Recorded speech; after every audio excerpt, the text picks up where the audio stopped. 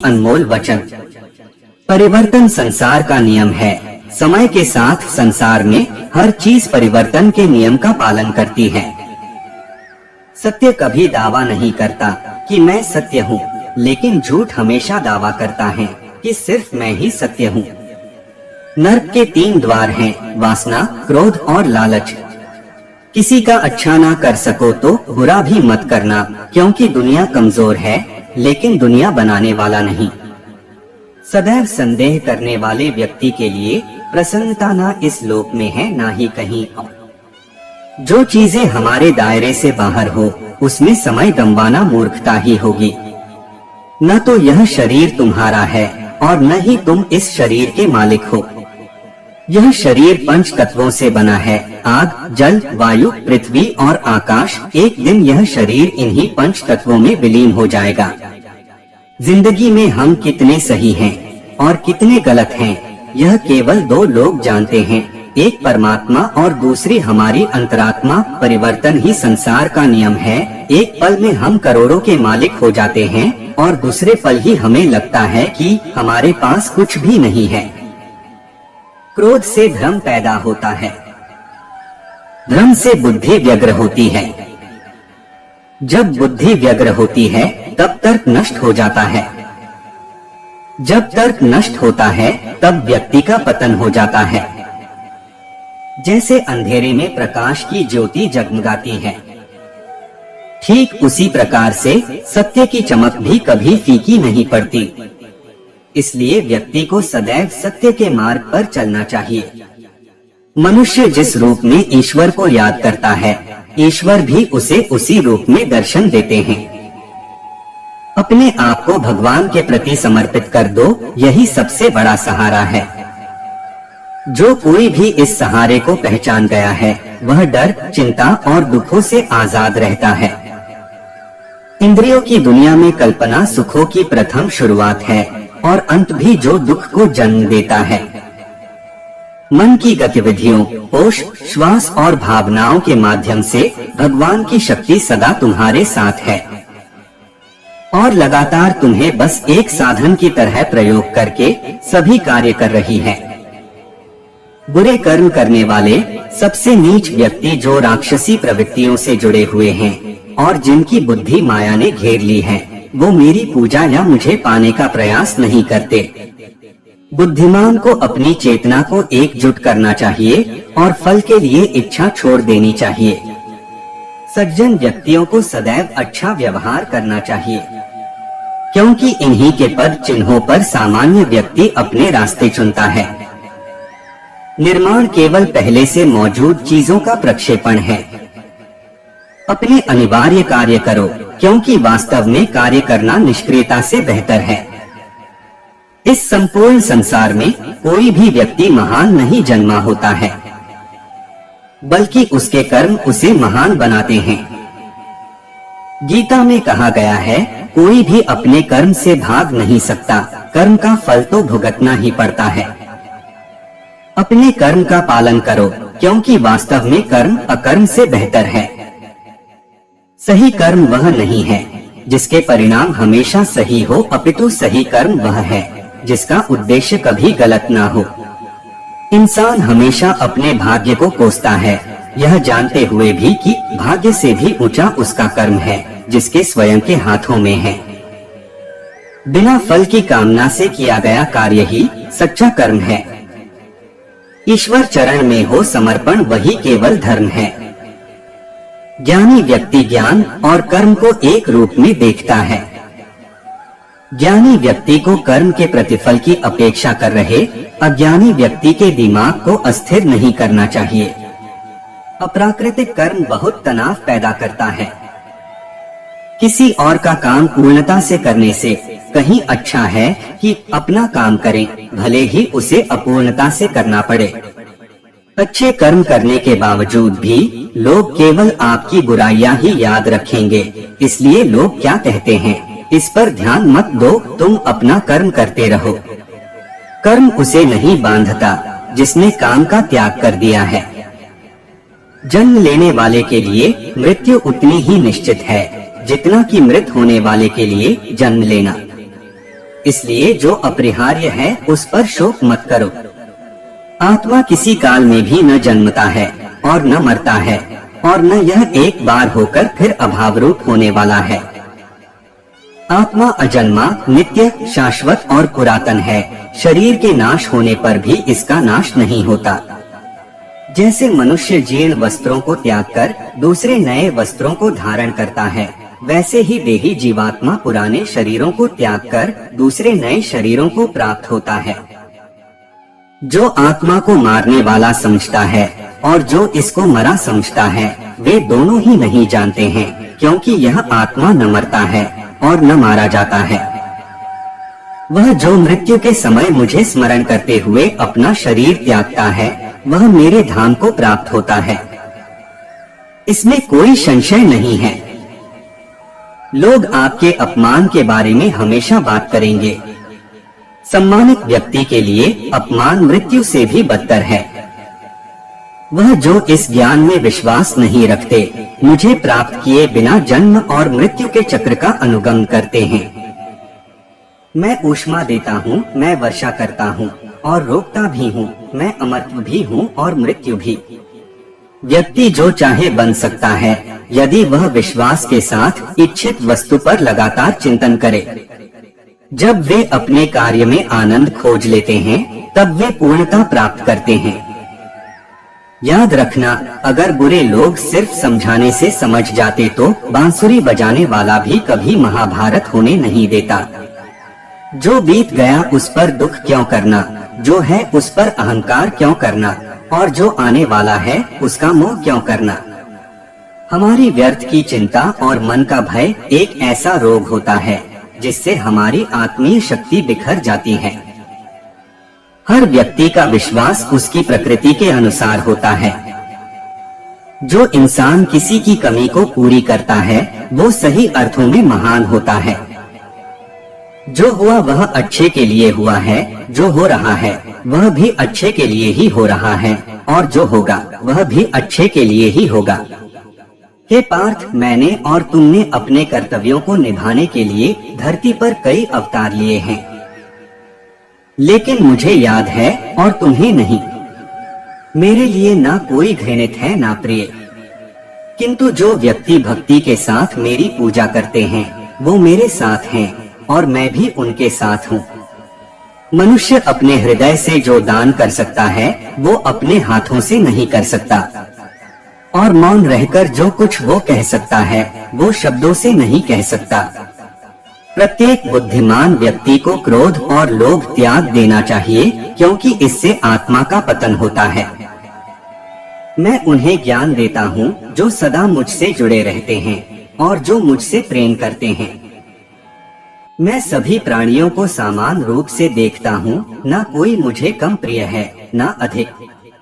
लेकिन जो मेरी प्रेम पूर्वक आराधना करते हैं, वो मेरे भीतर रहते हैं और मैं उनके जीवन में आता हूँ। सब धर्मों का परित्याग करके तुम एक मेरी ही शरण में आओ, मैं तुम्हें समस्त पापों से मुक्त कर दूंगा, तुम शोक मत करो। प्रबुद्ध व्यक्ति सिवाय ईश्वर के किसी और पर निर्भर नहीं करता।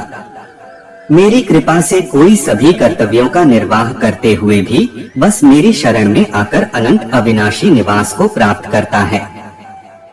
मेरी कृपा से कोई सभी कर्तव्यों का निर्वाह करते हुए भी बस मेरी शरण में आकर अनंत अविनाशी निवास को प्राप्त करता है। हे अर्जुन, केवल भाग्यशाली योद्धा ही ऐसा युद्ध लड़ने का अवसर पाते हैं जो स्वर्ग के द्वार के समान है। भगवान प्रत्येक वस्तु में है और सबके ऊपर भी। मुक्ति का मुख्य द्वार केवल भगवत भक्ति ही है, जिसे सभी को स्वीकार करना चाहिए। ईश्वर ने हमें जो कुछ भी दिया है, वही हमारे लिए पर्याप्त है और यही एक अटल सत्य भी है। संयम, सदाचार, स्नेह एवं सेवा ये गुण सत्संग के बिना नहीं आते। बुद्धिमान व्यक्ति का मुख सुख में आनंद नहीं लेता।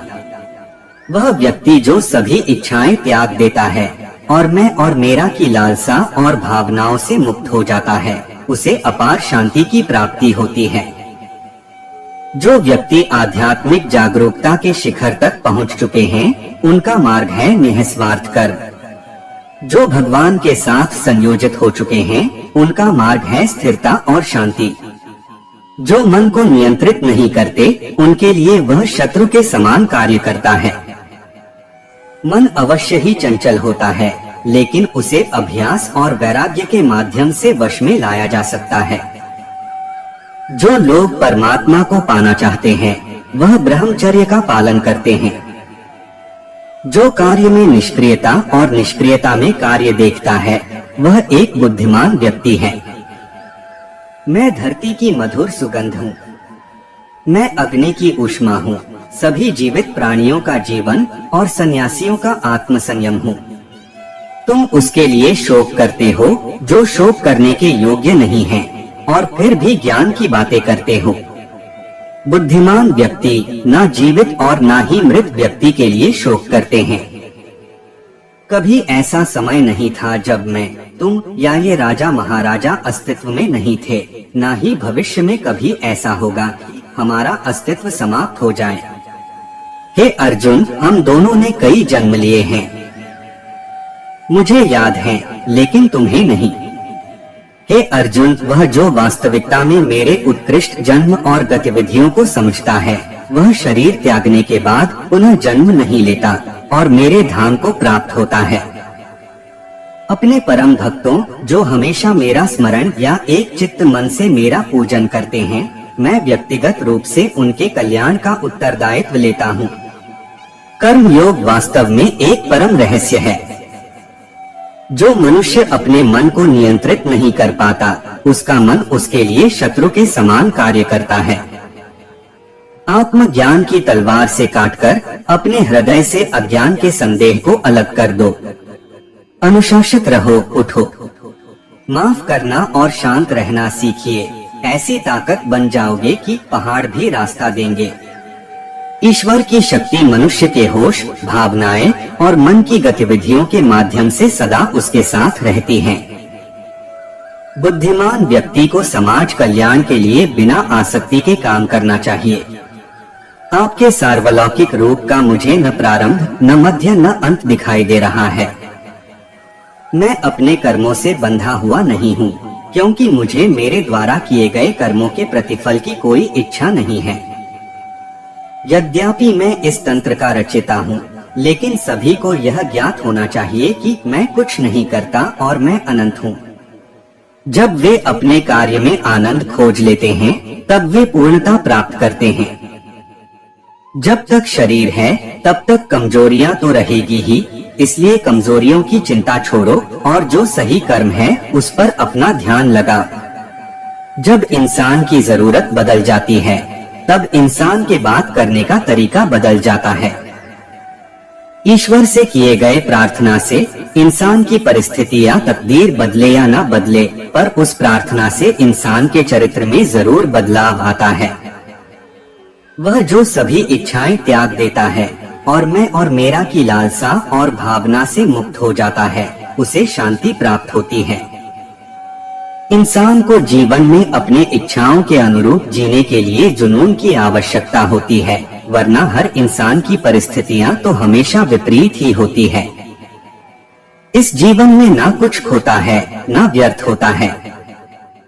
जीवन न तो भविष्य में है, न अतीत में है, जीवन तो बस इस पल में है। जो इस लोक में अपने काम की सफलता की कामना रखते हैं, वे देवताओं का पूजन करें। जिस मनुष्य के अंदर ज्ञान की कमी और ईश्वर में श्रद्धा नहीं होती, वो मनुष्य जीवन में कभी भी आनंद और सफलता को प्राप्त नहीं कर पाता। इस संसार में हम खाली हाथ आए थे और खाली हाथ ही जाएंगे। जो आज हमारा है, वह कल किसी और का क्या होगा। इसलिए हम अपने जीवन में जो भी करते हैं, उसे पूरी श्रद्धा के साथ अपने इष्ट देव को अर्पण कर देना चाहिए। हे अर्जुन, तुम्हारा क्या गया जो तुम रोते हो? तुम क्या लाए थे जो तुमने खो दिया? तुमने क्या पैदा किया था जो नष्ट हो गया? तुमने जो लिया यहीं से लिया, जो दिया यहीं पर दिया। जो आज तुम्हारा है, कल किसी और का होगा, क्योंकि परिवर्तन ही संसार का नियम है। जो कोई भी जिस किसी भी देवता की पूजा विश्वास के साथ करने की इच्छा रखता है, मैं उसका विश्वास उसी देवता में दृढ़ कर देता हूँ। हे अर्जुन, मैं भूत, वर्तमान और भविष्य के सभी प्राणियों को जानता हूँ, किंतु वास्तविकता में कोई मुझे नहीं जानता। स्वर्ग प्राप्त करने और वहाँ कई वर्षों तक वास करने के पश्चात एक असफल योगी का पुण्य एक पवित्र और समृद्ध कुटुंब में जन्म होता है। ज्यादा खुश होने पर और ज्यादा दुखी होने पर निर्णय नहीं लेना चाहिए, क्योंकि यह दोनों परिस्थितियां आपको सही निर्णय नहीं लेने देती हैं। मनुष्य को जीवन की चुनौतियों से भागना नहीं चाहिए और न ही भाग्य और ईश्वर की इच्छा जैसे बहानों का प्रयोग करना चाहिए। उससे मत डरो जो वास्तविक नहीं है, ना कभी था ना कभी होगा। जो वास्तविक है वो हमेशा था और उसे कभी नष्ट नहीं किया जा सकता।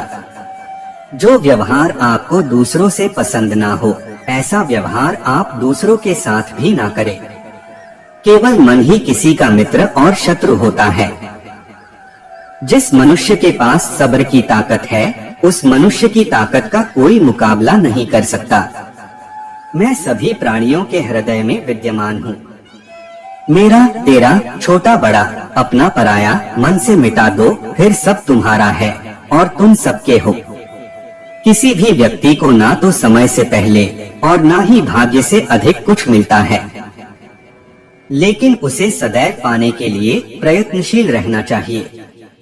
इतिहास कहता है कि कल सुख था, विज्ञान कहता है कि कल सुख होगा, लेकिन धर्म कहता है अगर मन सच्चा और दिल अच्छा हो तो हर रोज सुख होगा। मनुष्य को परिणाम की चिंता किए बिना लोभ, लालच और निस्वार्थ और निष्पक्ष होकर अपने कर्तव्यों का पालन करना चाहिए। मानव कल्याण ही भगवत गीता का प्रमुख उद्देश्य है। इसलिए मनुष्य को अपने कर्तव्यों का पालन करते समय मानव कल्याण को प्राथमिकता देना चाहिए। लोग आपके अपमान के बारे में हमेशा बात करेंगे। सम्मानित व्यक्ति के लिए अपमान मृत्यु से भी बदतर है। ऐसा कुछ भी नहीं, चेतन या अचेतन, जो मेरे बिना अस्तित्व में रह सकता हो। मन अशांत है और उसे नियंत्रित करना कठिन है, लेकिन अभ्यास से इसे वश में किया जा सकता है। चुप रहने से बड़ा कोई जवाब नहीं और माफ कर देने से बड़ी कोई सजा नहीं। मनुष्य अपने विश्वास से निर्मित होता है। जैसा वो विश्वास करता है वैसा वो बन जाता है। प्रबुद्ध व्यक्ति के लिए गंदगी का ढेर, पत्थर और सोना सभी समान हैं। जब जब इस धरती पर पाप, अहंकार और अधर्म बढ़ेगा तो उसका विनाश कर पुण्य धर्म की स्थापना करने हेतु मैं अवश्य अवतार लेता रहूंगा। जिस प्रकार से प्राकृतिक मौसम में बदलाव आता है, ठीक उसी प्रकार से जीवन में भी सुख दुख आता रहता है। वह कभी स्थायी नहीं रहते हैं। मनुष्य इस पृथ्वी पर ज्ञान प्राप्त करने के लिए ही आया है।